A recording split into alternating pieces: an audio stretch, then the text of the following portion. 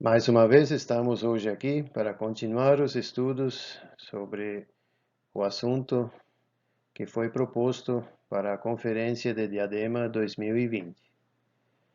Já temos visto alguma coisa a respeito do capítulo 16 de Levítico. Ali encontramos as instruções de Deus para que o povo pudesse se aproximar de Deus e Deus pudesse habitar no meio do seu povo. Temos ali uma série de sacrifícios que nos mostram como isso podia ser satisfeito, como esses requisitos de Deus podiam ser satisfeitos. E também temos o santuário e as prescrições referentes a ele. Já em Números capítulo 19, temos as instruções para o povo durante a sua caminhada pelo deserto e a contaminação pelo contato com a morte, com o pecado. No livro de Números temos uma descrição minuciosa, detalhada, das provisões de Deus para o seu povo. Tudo estava devidamente disposto, ordenado. A ordem do acampamento, a ordem da marcha, o serviço dos levitas no santuário, tudo foi determinado por Deus e nada foi deixado ao acaso. Mas também temos alguns capítulos que nos falam do fracasso do povo. Eles desprezaram a direção, a palavra de Deus, as trombetas, o alimento, o maná, e arroga para si o sacerdócio. Quando contemplamos esse cenário do povo de Israel, pensamos em nossos dias. Será que hoje é muito diferente? Será que tudo isso não nos fala também aos nossos corações hoje? Será que nós, como povo de Deus, somos diferentes? Por acaso somos melhores que o povo de Israel?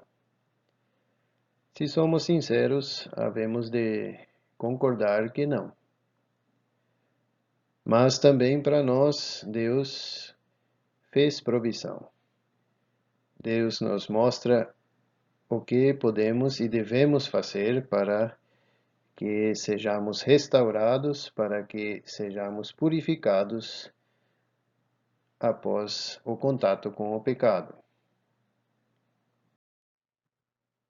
Temos, portanto, nesse cenário da caminhada pelo deserto, as instruções de Deus para a purificação, para a restauração daquele que fora contaminado pelo contato com a morte. E antes de entrar nos detalhes, vamos a ler o capítulo 19 de Números. Falou mais o Senhor a Moisés e a Arão, dizendo: Este é o estatuto da lei que o Senhor ordenou, dizendo: Dize aos filhos de Israel que te tragam uma novilha ruiva, que não tenha defeito e sobre a qual não tenha sido posto jugo. E a dareis a Eleazar, o sacerdote, e ele a tirará para fora do arraial, e degolar-se-á diante dele. E Eleazar, o sacerdote, tomará do seu sangue com o seu dedo, e dele espargirá para a frente da tenda da congregação 7 vezes. Então queimará a novilha perante os seus olhos, o seu couro e a sua carne, e o seu sangue, com o seu esterco, se queimará. E o sacerdote tomará pau de cedro, e hisopo, e carmesim, e os lançará no meio do fogo, que queima a novilha.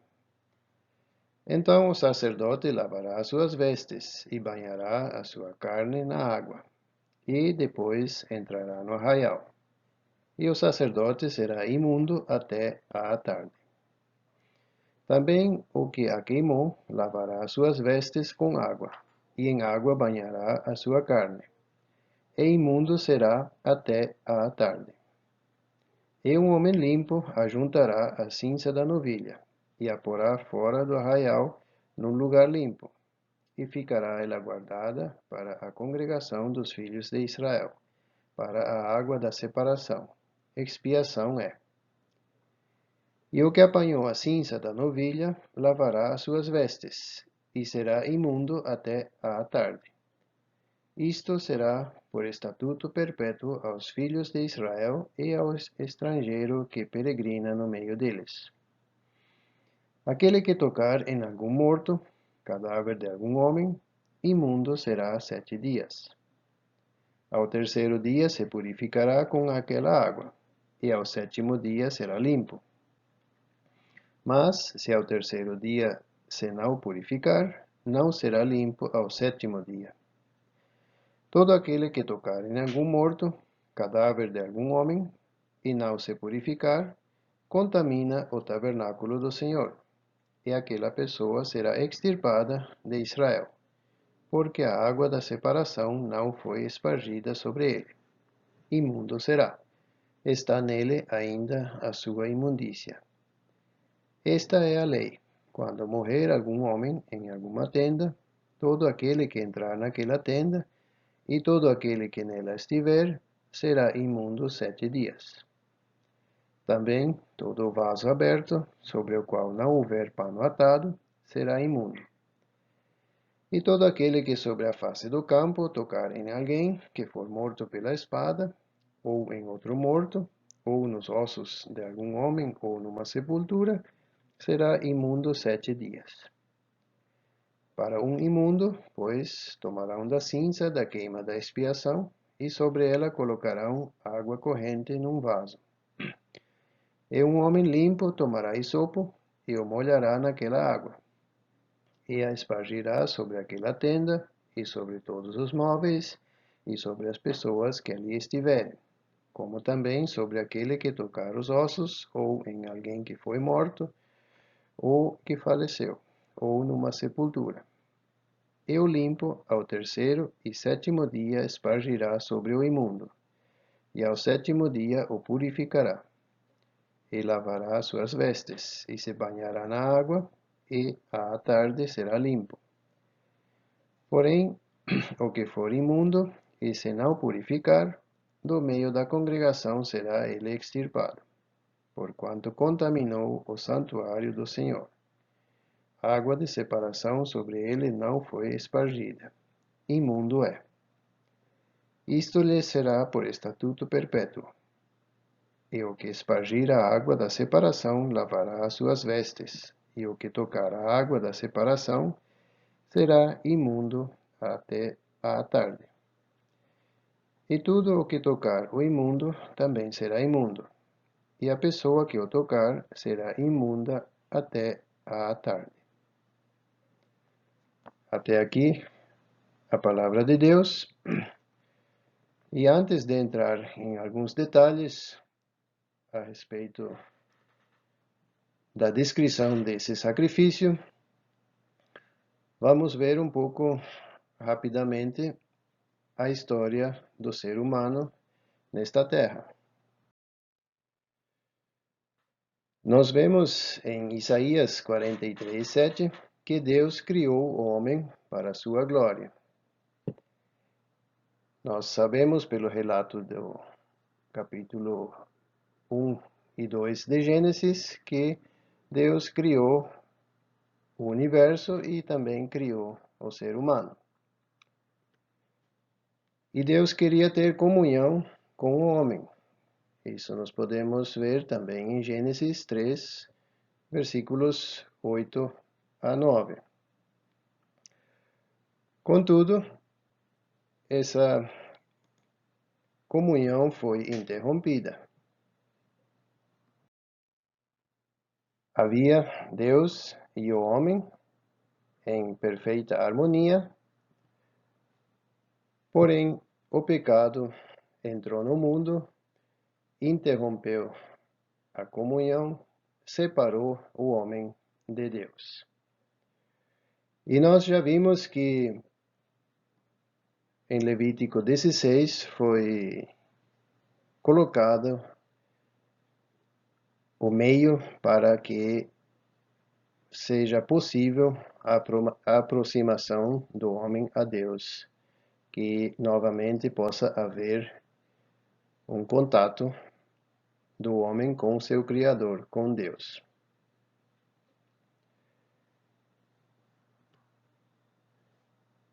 E essa expiação foi realizada mediante a obra do Senhor Jesus ali na cruz. Por meio da expiação, da redenção, o homem pode se aproximar novamente de Deus e pode ter comunhão com Deus. Contudo, na nossa caminhada pelo deserto, que representa o mundo, nós estamos expostos, estamos sujeitos a nos contaminar com o pecado.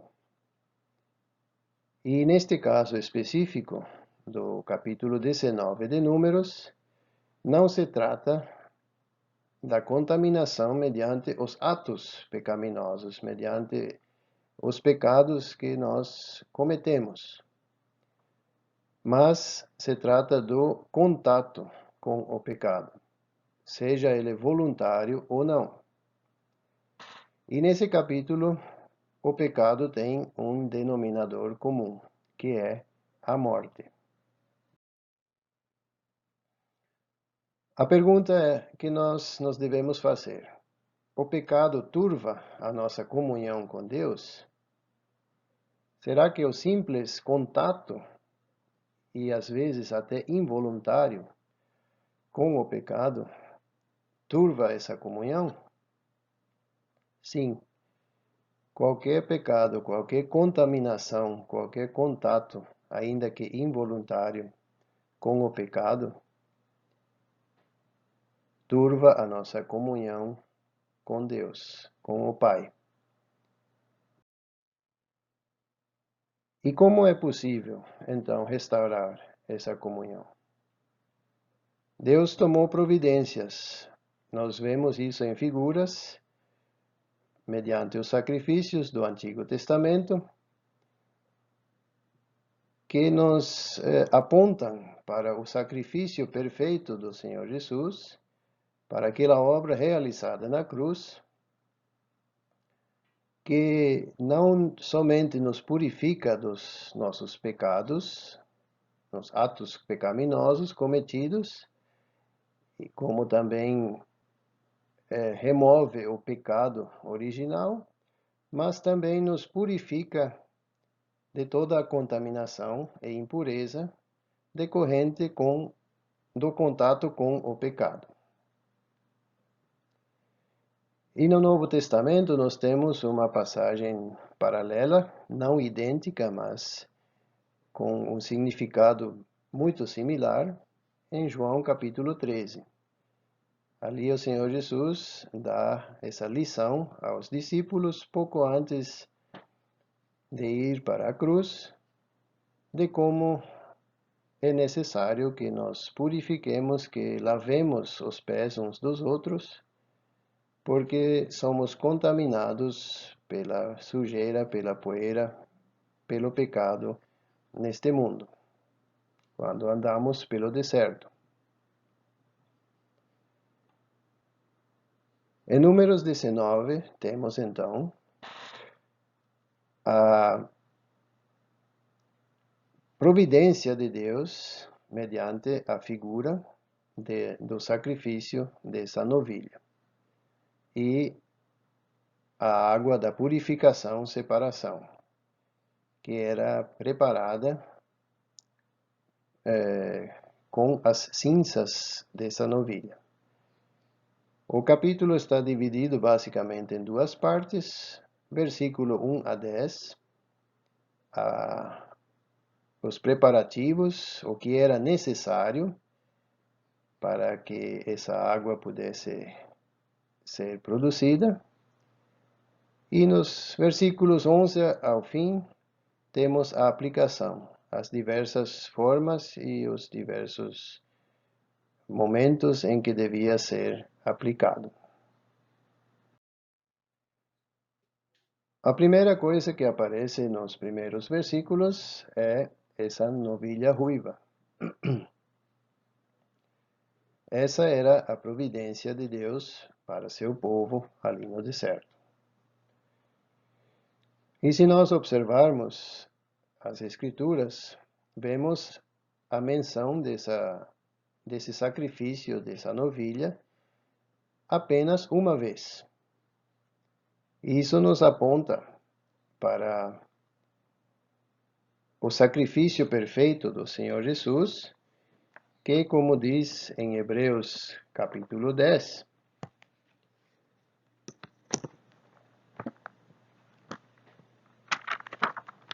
versículo 10, na qual vontade temos sido santificados pela oblação do corpo de Jesus Cristo, feita uma vez. E no versículo 12, mas Jesus Cristo, havendo oferecido para sempre um único sacrifício pelos pecados, está assentado à destra de Deus. E no versículo 14, porque com uma só oblação aperfeiçoou para sempre os que são santificados. Também esse único sacrifício da novilha ruiva aponta para essa realidade tão grandiosa. O sacrifício do Senhor Jesus foi feito uma vez para sempre. E o primeiro detalhe que vemos a respeito dessa novilha, no versículo 2, que ela tinha que ser sem defeito. Além disso, que nunca houvesse carregado um jugo. Pensarmos no Senhor Jesus, essa figura também nos ensina bastante coisa. A novilha tinha que ser ruiva ou vermelha. O primeiro homem, Adão, cujo nome provavelmente é derivado de Adamá, que significa vermelho ou terra vermelha, é podemos dizer, o pai de toda a humanidade. Isso nos leva a pensar no Senhor Jesus, na humanidade do Senhor. Ele se tornou perfeitamente homem, como qualquer um de nós. Disso nos fala, então, a cor vermelha dessa novilha. Também, novilha é uma designação para o estado, para a idade desse animal, um animal jovem. E isso nos faz pensar no Senhor Jesus também, que era relativamente jovem quando entregou a sua vida. Se nós abrimos no Salmo 102, versículos 23 a 24, nós vemos ali que o salmista diz: abateu a minha força no caminho, abreviou os meus dias. Dizia eu: Deus meu, não me leves no meio dos meus dias. Sabemos que o Senhor tinha aproximadamente 33 anos quando foi crucificado. Mas essa juventude também nos aponta para algo mais. Nos leva a pensar que ele realizou essa obra com vigor, com energia, mas também, ao mesmo tempo, ele fez isso em submissão em sujeição, para o qual aponta o animal fêmea. O Senhor Jesus sempre foi submisso, sempre foi dependente de Deus, o Pai. E finalmente nós temos também a ênfase na perfeição. Nós vemos que devia ser sem defeito e sobre a qual não tinha sido posto julgo. Assim, o Senhor Jesus era absolutamente perfeito em todo momento da sua vida. Muito além da perfeição desses sacrifícios. O Senhor ia muito além. Nele não havia falha, não havia mácula, não havia nada que desonrasse ao Senhor. E essa novilha, então, tinha que ser trazida ao sacerdote. E ele levava essa novilha para fora do arraial. E ali ela era morta. Isso também nos faz pensar no Senhor Jesus, que foi levado para fora de Jerusalém e ali foi crucificado. E nos versículos 3 a 5, vemos como Eleazar acompanha todo o processo, mas não toma parte nele. Outros fazem isso, outros degolam a novilha e outros a queimam. O sacerdote apenas lança ali o cedro, o hisopo e o carmesim. Assim também nós, na qualidade de sacerdotes, pessoas que estão acostumadas a estar na presença de Deus, podemos ter a capacidade de contemplar os sofrimentos, a entrega, a obra do Senhor Jesus, e isso nos leva à adoração. A pergunta é: será que todos que estamos acompanhando esses estudos estamos acostumados a isso? Estamos habituados a entrar no santuário? Somos sacerdotes na prática?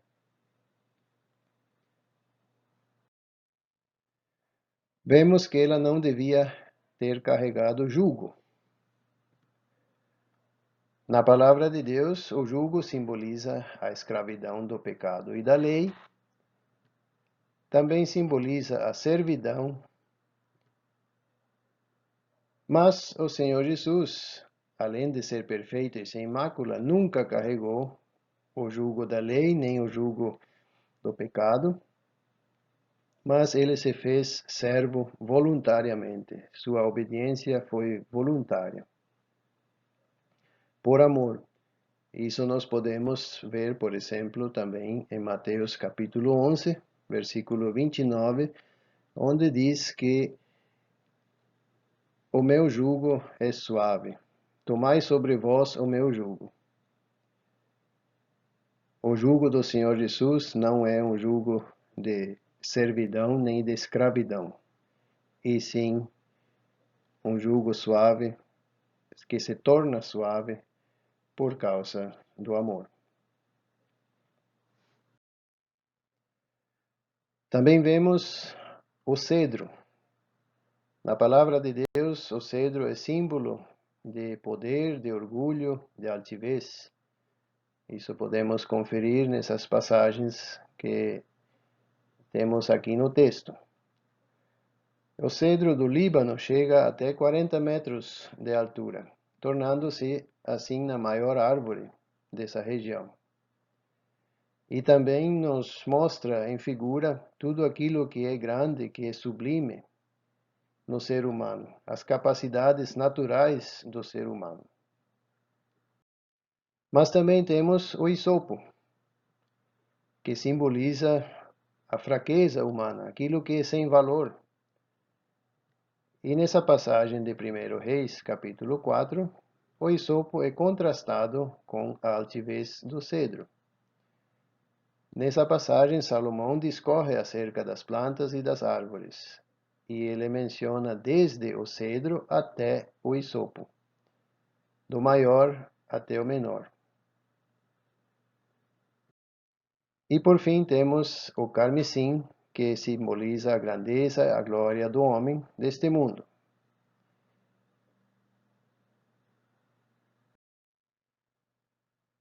Por fim temos o fogo. O fogo simboliza, na palavra de Deus, a santidade perscrutadora de Deus, mas também o juízo impiedoso sobre o pecado. Tudo devia ser queimado, tanto a novilha, quanto o pau de cedro, quanto o hisopo, quanto o carmesim. Na obra do Senhor Jesus, perfeita, completa, na figura da novilha, mas também tudo aquilo que provém da carne, que provém do ser humano, as suas capacidades, a sua altivez, também aquilo que é baixo, que é sem valor, e a glória, tudo isso deve ser queimado. E se nós vemos aqui que no texto bíblico, tudo devia ser queimado aos olhos do sacerdote. Assim também nós contemplamos em figura os sofrimentos do Senhor naquele fogo, o fogo do juízo.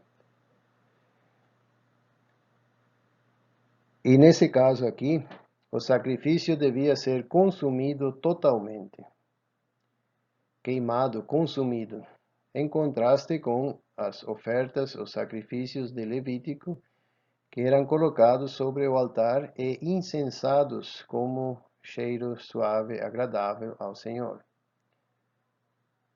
Aqui devia ser consumido totalmente, até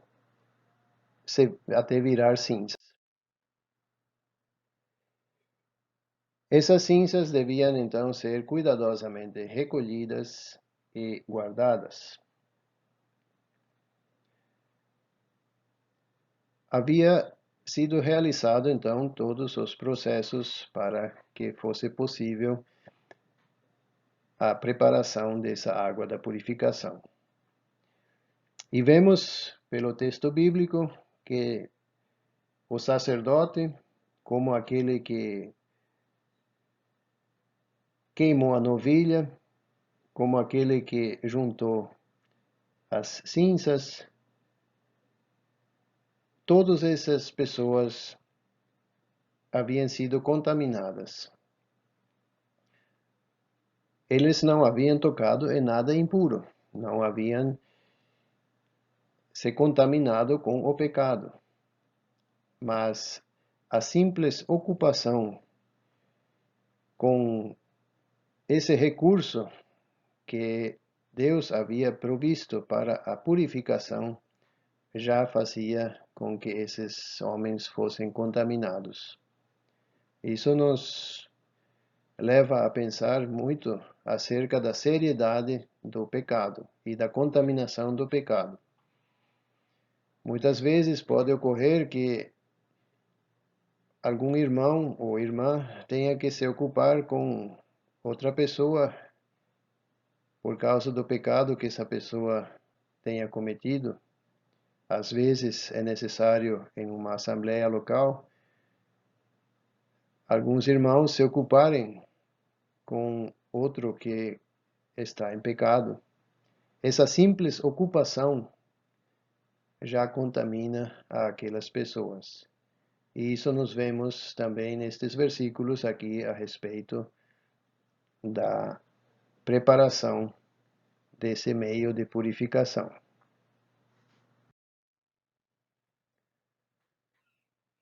Por outro lado, nós temos a água.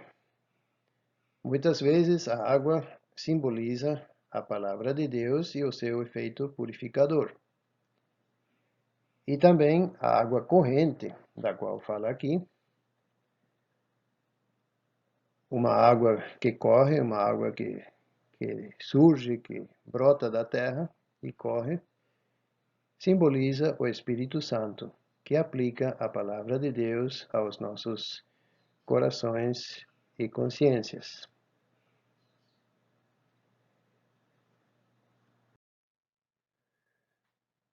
Temos então os dois itens, a água viva, que devia ser colocada em um jarro, e as cinzas resultantes da queima da novilha. Assim era preparada essa água da purificação. Depois vemos, a partir do versículo 11 até o final, qual era o motivo ou a causa da contaminação: a morte. Como dissemos no início, todos os pecados são trazidos a um denominador comum: o pecado, a morte. A criação é caracterizada pelo pecado. A morte é a consequência do pecado. A morte é o salário do pecado. E a morte também expressa o estado do homem perdido. Portanto, vemos que quando aqui em Números 19 fala da morte, de tocar em alguém que morreu, ou de tocar em uma sepultura, ou de tocar em algum osso, já havia ocorrido a contaminação. E mais uma vez queremos enfatizar que não se trata de atos pecaminosos, do pecado cometido propriamente, mas sim do contato, do tocar. E vemos também no texto que algumas vezes esse contato não era possível evitar. Muitas vezes também podia ser evitado. Assim também em nossa vida pode ocorrer que, sem querer, tocamos ou entramos em contato com o pecado. Mas Deus fez providência para isso também.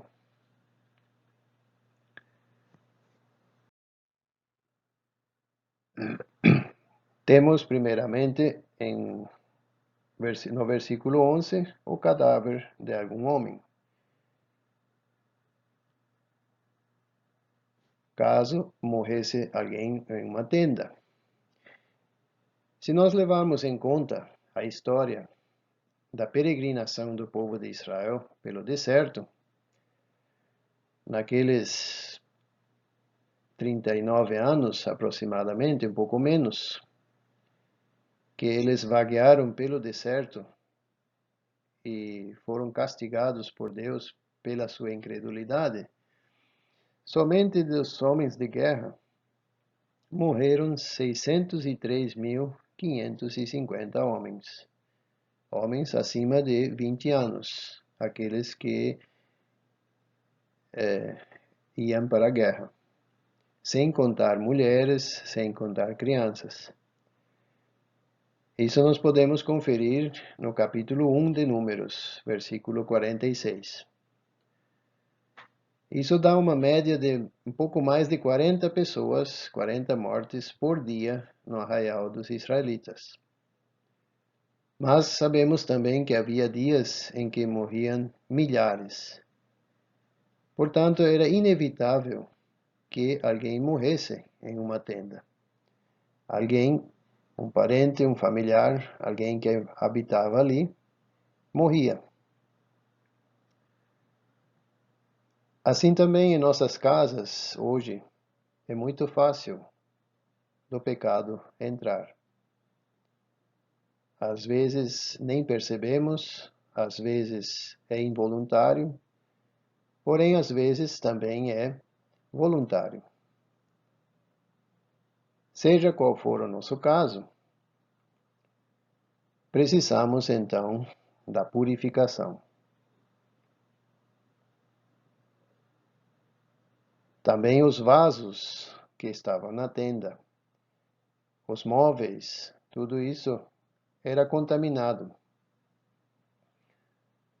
Vemos como Deus leva as coisas a sério. Nós diríamos, mas como que uma pessoa morta numa tenda poderia contaminar os vasos, os móveis? Nós pensamos que não, mas Deus vê as coisas de outro modo. Talvez podemos ver nesses vasos uma figura das pessoas que entram em nossa casa, que não fazem parte da casa propriamente, mas que entram, visitas, ou talvez até mesmo as crianças, aqueles que não têm, como diz o texto, um pano amarrado firmemente, não estão protegidos firmemente contra o pecado. Qualquer uma dessas pessoas será contaminada.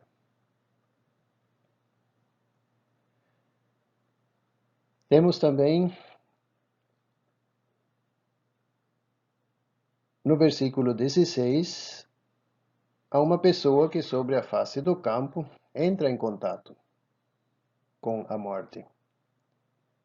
Alguém andava pelo campo e se depara com um morto pela espada, alguém que foi assassinado, a violência, ou em ossos, ou numa sepultura. Muitas vezes, a pessoa que andava por aí talvez nem percebia, mas o caso é que ela se contaminava. Transferindo para os nossos dias, o campo pode significar um âmbito muito grande. O trabalho, as compras, supermercado, passeio, viagens, não importa. Sempre estamos sujeitos a ser contaminados pelo contato com o pecado.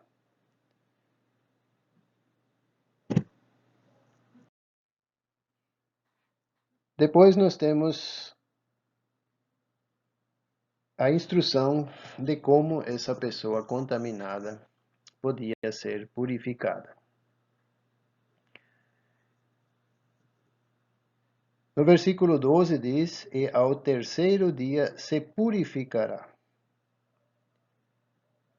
Aqui temos a responsabilidade daquele que estava contaminado.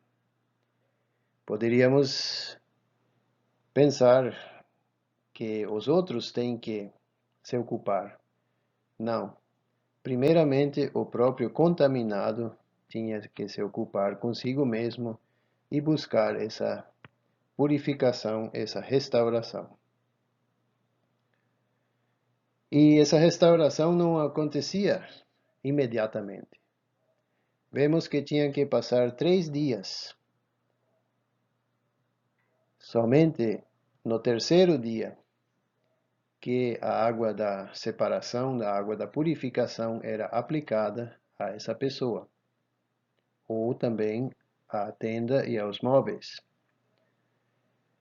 Isso nos faz pensar na necessidade da reflexão, na necessidade de um tempo para que o trabalho do arrependimento seja real, profundo. Quando alguém é precipitado e rapidamente apresenta um pedido de desculpas, provavelmente essa obra não foi realizada com profundidade no coração dele. é necessário que haja um tempo. Aqui eram 3 dias. Não podemos tomar literalmente esse tempo. Podem ser 3 dias, pode ser menos ou pode ser mais, mas é necessário que haja um tempo. E somente no terceiro dia que era aplicada a água. Somente no terceiro dia era aplicado o remédio. Depois se passavam mais 4 dias. E somente no sétimo dia era aplicada mais uma vez essa água da purificação. E somente então essa pessoa estava purificada. Nós vemos no versículo 19.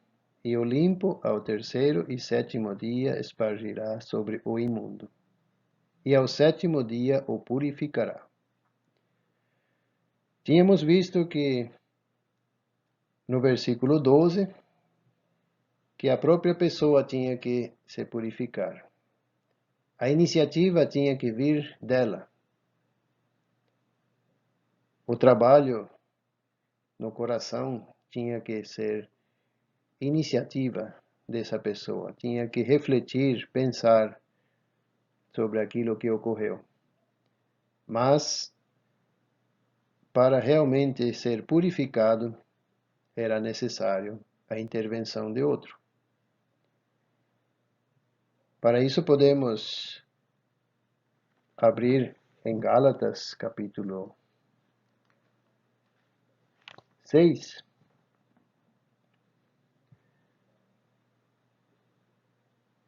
Gálatas 6, versículo 1. Irmãos, se algum homem chegar a ser surpreendido em alguma ofensa, vós que sois espirituais, encaminhai o tal com espírito de mansidão, olhando para ti mesmo, para que não sejas também tentado. É necessário que alguém venha de encontro às necessidades daquele que precisava de purificação.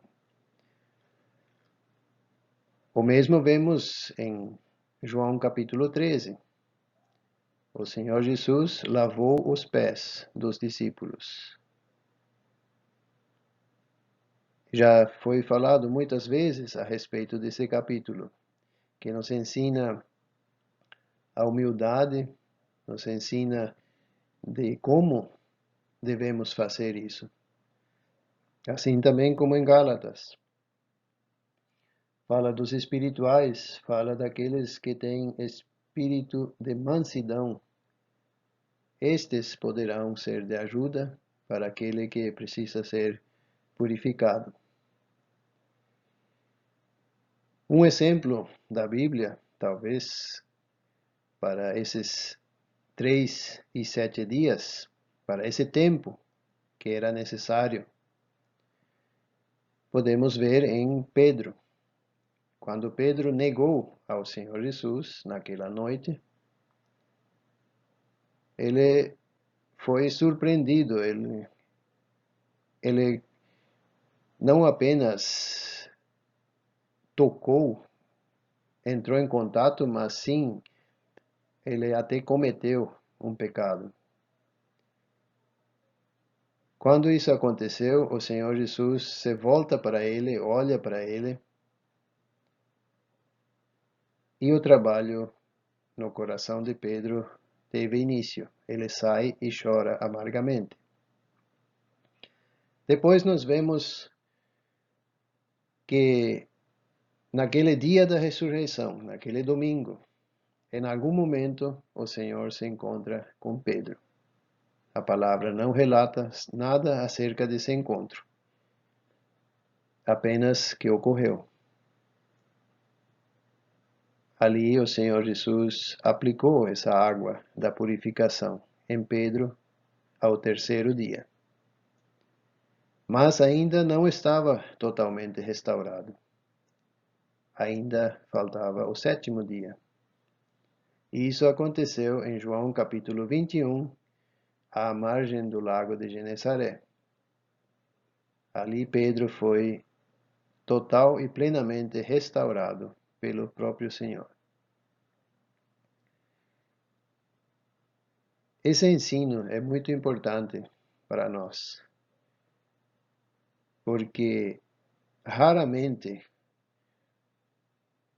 um arrependimento espontâneo ou então um pedido de desculpas rápido, espontâneo, denota um trabalho, um exercício profundo. E muitas vezes a restauração também não ocorre ou ocorre apenas parcialmente por causa dessa precipitação. É necessário que haja um trabalho profundo, uma conscientização, um quebrantamento ao terceiro e ao sétimo dia, então a aplicação dessa água da purificação. A lembrança do que a obra do Senhor implica, os sofrimentos que o Senhor suportou. Lembramos que as cinzas são o resultado daquilo que o fogo consumiu totalmente. Assim também o Senhor Jesus foi consumido pelo fogo do juízo de Deus. Mas também naquele mesmo fogo foram consumidos todos aqueles itens que fazem parte do ser humano, as suas capacidades, tudo aquilo que vem da carne, tudo isso é completamente inútil perante Deus. E ao contemplar essas cinzas e ao aplicar isso em nossas consciências, a restauração, a purificação ocorrerá de uma maneira plena também. Podemos resumir então que a ocupação com a obra do Senhor e a contemplação dos seus sofrimentos nos leva ao arrependimento.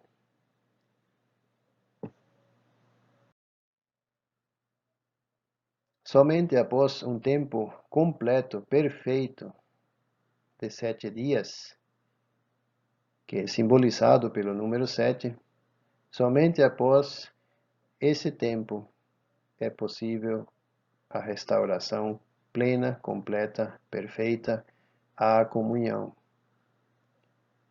Deus, o Senhor Jesus e o homem. E assim temos, por fim, então, o resultado maravilhoso, como o apóstolo João diz, a nossa comunhão é com o Pai e com o seu Filho. Mas para termos uma comunhão plena, sem turbações, precisamos sempre nos purificar. Queremos agradecer então a todos que têm participado desses estudos e têm nos acompanhado. E desejamos a todos as bênçãos do Senhor e que também a contemplação desse capítulo sirva de bênção e de instrução para a nossa vida espiritual e que possamos cada vez crescer e cada vez nos aproximar mais de Deus e ter uma comunhão cada vez mais plena e completa com Ele. Muito obrigado.